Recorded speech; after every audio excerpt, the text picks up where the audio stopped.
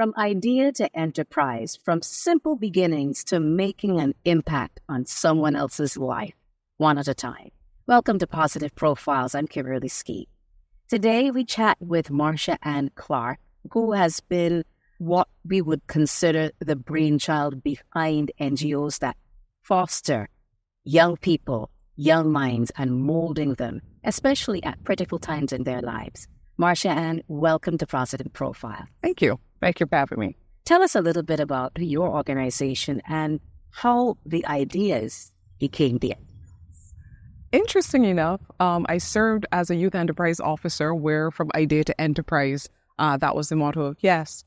And then I left Barbados to pursue a master's in business administration. And after that, I started YE, one of two charities in one of the worst neighborhoods in the USA. So YE started in 2003 in Tampa, but youth empowerment, that was the key for us. Now, you started that in the US, and the demographic is going to be somewhat different than here in Barbados or the Caribbean, for instance. But how did we use YE, that brainchild, to have the same level of impact here in this? Well, once I returned to Barbados, the same need was there. So we registered in Barbados in August of 2014. And the demographics, even though slightly different, the needs were still the same. So you still have young people who need encouragement, who need empowerment, who need that spark to believe in themselves. And therefore, the impact started to be the same. Now, skill is something that we take for granted. When you finally harness a particular skill, you feel proud about it. Yes. Whether it is being able to dribble a ball or being able to bake the best cakes and breads. What I'd like to get from you is how have you been able to use to bring some of those same skills out of young people that without recognizing what those skills are would otherwise fall by the wayside.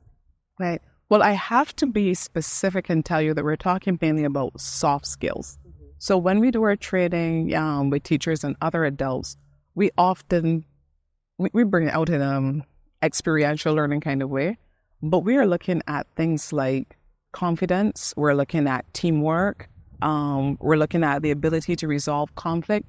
We're looking at the things that are usually taught in the School of Hard Knocks or the School of Life that people don't think you can teach. So we train facilitators in how to bring those out in students.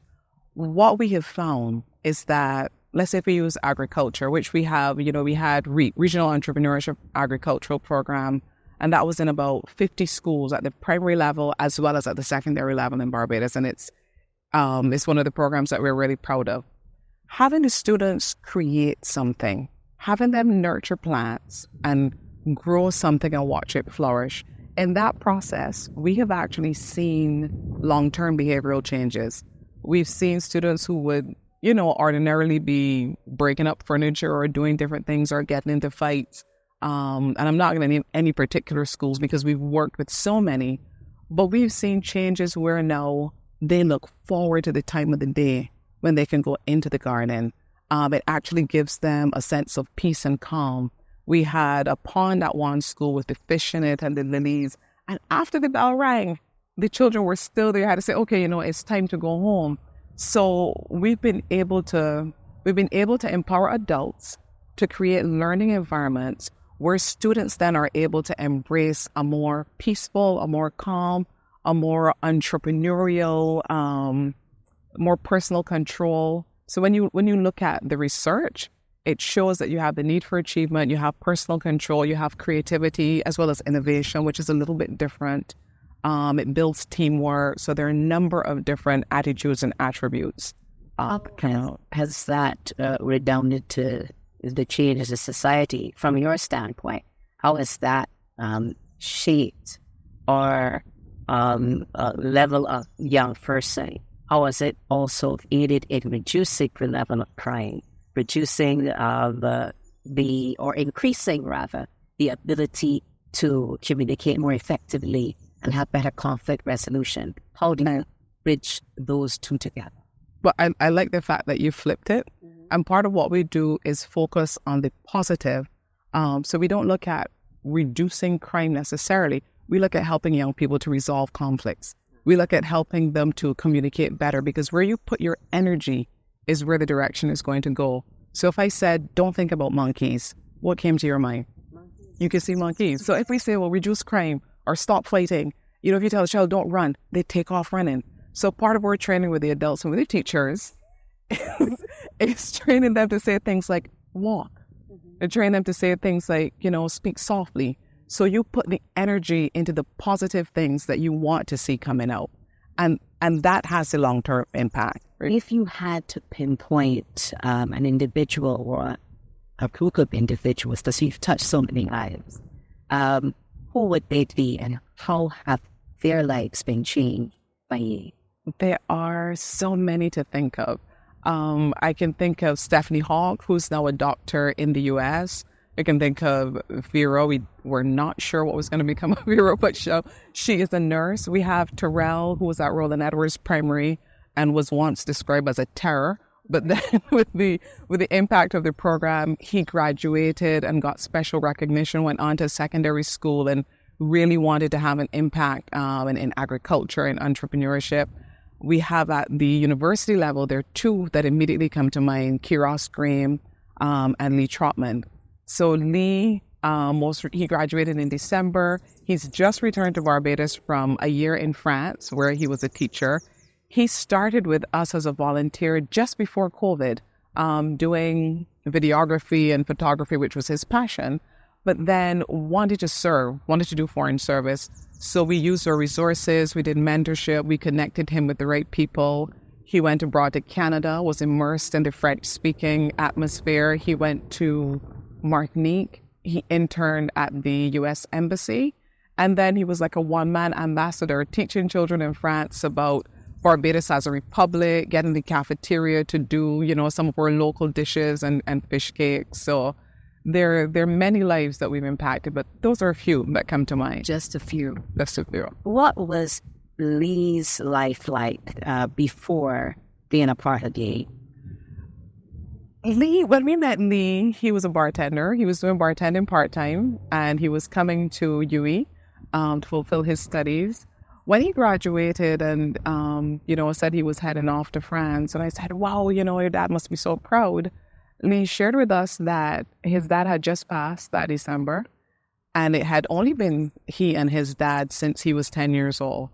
So, he hits us as one of those volunteers who come, and there are many stories of many of our students who come from backgrounds where they have their own challenges, but the key is that they're helping, they're giving back, they're empowering others, which is what we're all about.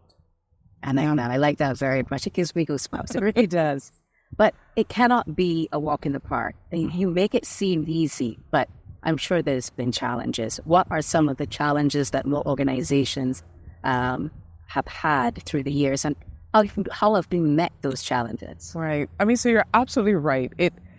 It sounds easy because it's a passion. So I love what it is I do, and that the people that I surround myself with are similarly passionate. But the challenge is there are not enough resources. When I started here in Florida, it was 5 children. It was in back of a small room. But what I had to give was talent and time and knowledge and skills. What's difficult is convincing funders of how you're impacting lives. So I literally had a funder say to me, if you ask for cement and wood and you want to build benches, we can see the benches when you're done. But when you talk about the impact that you've had on these lives, how do we measure that, when we've given the funding? For me, it's easy because I know the stories. I know where the children have come from. I know where they've gone to. I've interacted with the parents. I've interacted with the teachers who've told me the differences. I've had coaches say to me, this child needs to be in your program because they know the benefit that it brings. Now, when we look at helping more young people, you've given us the example of Lee. You mentioned Terrell. And Terrell. Yeah. Now, these are young persons who went through academia. Mm-hmm. I'm sure there are those who would have had other strengths and might not necessarily lean towards the chalk and talk. but they needed someone to pull out what those strengths were. How did you manage that? So we meet students where they are. So every child in Barbados, for example, is going through the education system, regardless of what area they want to go into. So when we talk about academia, we look at whatever. So we talk about empowerment.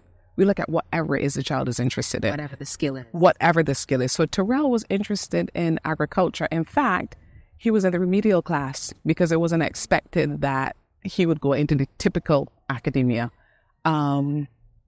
We love, how do I put it? We embrace all of the students, but in particular the ones where it isn't expected that they are going to shine. Those are the ones that we work with in particular. We work with a school in Christchurch. And again, when we started, it was the students who weren't expected to do very well. And when they left talking about sole proprietorship and partnership and knew the difference about corporations, when they were able to tell you about the impact of plants on the environment, the economic impact, the social impact, the psychological impact, the teachers and the principals were blown away. So we pull out, if you're interested in technology, we have something for you. We had Robali, who was doing IT. We put him to work on the website. So he was able to work on coding. He was looking at how you can simulate so plants work in different environments and look at climate change. We had a law student that we nicknamed Chopabola because once she got into the gully, she was deathly afraid of heights. But once you could hold her hand and she could go down, and we had to chop out some weeds and plants, she found that was her talent. So from agriculture to law to medicine to technology, we've had students at Gratley Adams who could tell you the difference between a two-teeth heifer and there's so many different talents. So we like to bring out whatever it is that the student is interested in. That's why it's empowerment. It's not youth in technology. It's not youth in entrepreneurship. It's youth empowerment, because whatever a person is passionate about, they can be empowered to excel. Now, I can't be categorized as youth, but you make me want to get up there and be a part of it. Oh, you want me to be part of it. So I want to see a picture, a landscape picture of where you see your organization going and growing to over the next 5 years, the next decade even. Wow. So I think one of the big successes so far, and where we're going to continue to grow, is that I've reached a point where every school I go to, there is a teacher that I've trained. So the charity consultant is the second organization, because along the way we realized that we can't reach as many children. We can't reach every child, but if we work with like-minded organizations, if we train teachers, because children spend the majority of their waking hours with teachers. So the charity consultant trains teachers. It trains anyone who works with you. We've done training with the Boy Scouts.